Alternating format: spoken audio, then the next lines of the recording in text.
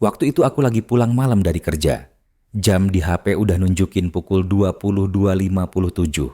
Bandung udah mulai sepi. Udara dingin menusuk. Apalagi baru aja hujan turun sejam yang lalu.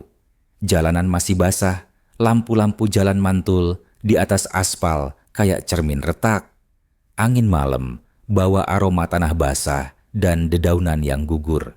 Kota ini biasanya ramai, tapi malam itu rasanya kayak kota mati. Aku masih pakai jaket hitam kantor, ransel di punggung, dan masker yang masih nempel walau jalan kaki sendirian. Hari itu capek banget. Banyak kerjaan numpuk, belum lagi bos yang tiba-tiba minta revisi presentasi pas aku udah siap pulang. Jadilah aku lembur sampai malam. Biasanya, kalau udah selarut ini, aku langsung pesan ojek online. Tapi malam itu entah kenapa, aku pengen jalan aja. Kantor nggak terlalu jauh dari kosanku, paling 15 menitan jalan kaki.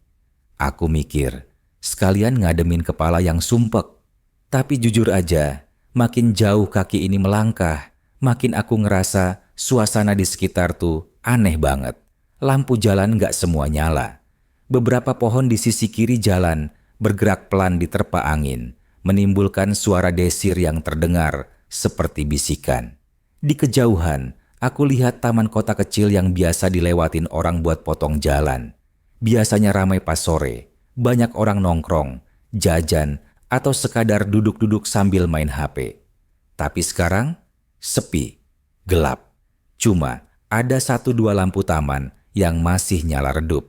Aku jalan pelan di pinggir trotoar taman itu. Tiba-tiba, mataku menangkap sesuatu yang bikin langkahku sedikit melambat. Di pojok taman, berdiri sebuah bilik telepon umum tua. Warnanya udah pudar, kombinasi antara merah tua dan karat. Kacanya buram, kayak nggak pernah dibersihin. Kayaknya itu telepon yang sama yang pernah aku lihat waktu kecil dulu.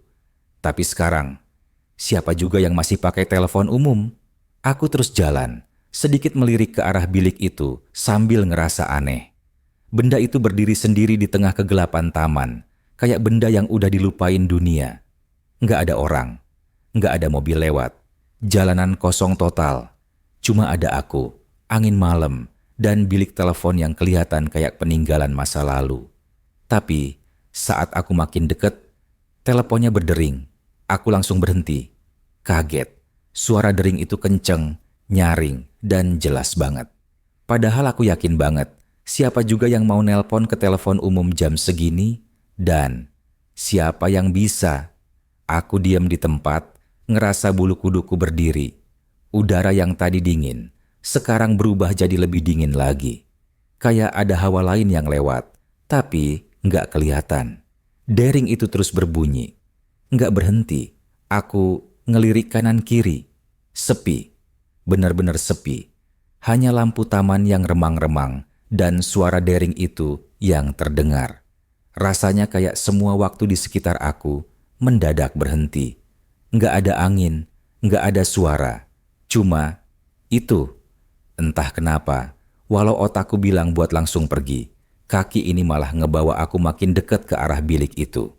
Setiap langkah rasanya makin berat. Jantungku berdetak kencang. Aku bisa ngerasain denyutnya sampai ke leher. Pas aku nyampe di depan bilik, deringnya masih nyala. Tangan kiriku gemetar waktu mau narik gagang pintunya. Bilik itu bau apek, campuran antara karat, debu, dan udara lembab yang gak enak dihirup. Kacanya buram, tapi aku bisa ngelihat bayangan samar diriku sendiri.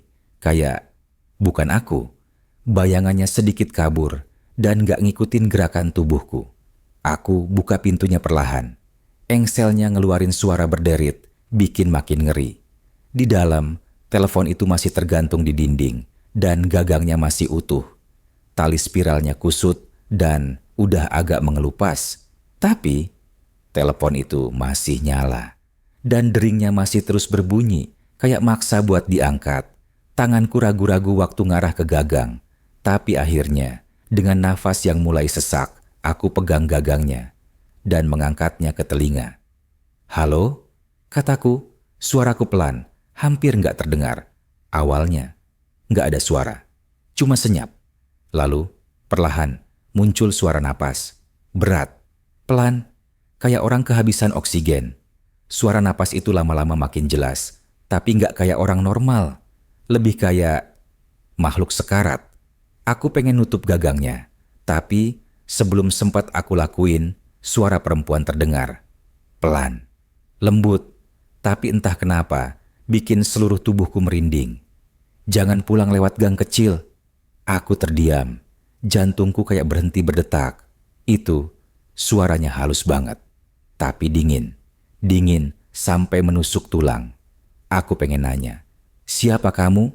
Tapi suaraku nggak keluar. Bibirku kaku. Tangan kanan yang megang gagang telepon mulai bergetar. Lalu, klik. Sambungannya terputus sendiri. Aku langsung nutup gagangnya. Jantungku berdebar kencang banget. Napasku ngos-ngosan, kayak habis lari jauh. Aku mundur dari bilik telepon itu, sambil terus ngelirik ke sekeliling. Rasanya kayak ada yang ngintip dari balik pohon, dari balik semak, tapi nggak ada siapa-siapa. Aku langsung keluar dari taman itu dan jalan cepat. Nggak lari, tapi nyaris. Setiap langkah terasa makin berat, tapi aku paksa terus. Sampai akhirnya, aku bisa ngelihat lampu-lampu pertokoan di ujung jalan. Pas aku sampai di perempatan dekat rumah, aku berhenti sebentar buat ngatur napas. Dari situ ada dua pilihan jalan. Jalan biasa, agak muter, atau gang kecil yang lebih cepat sampai ke kosan.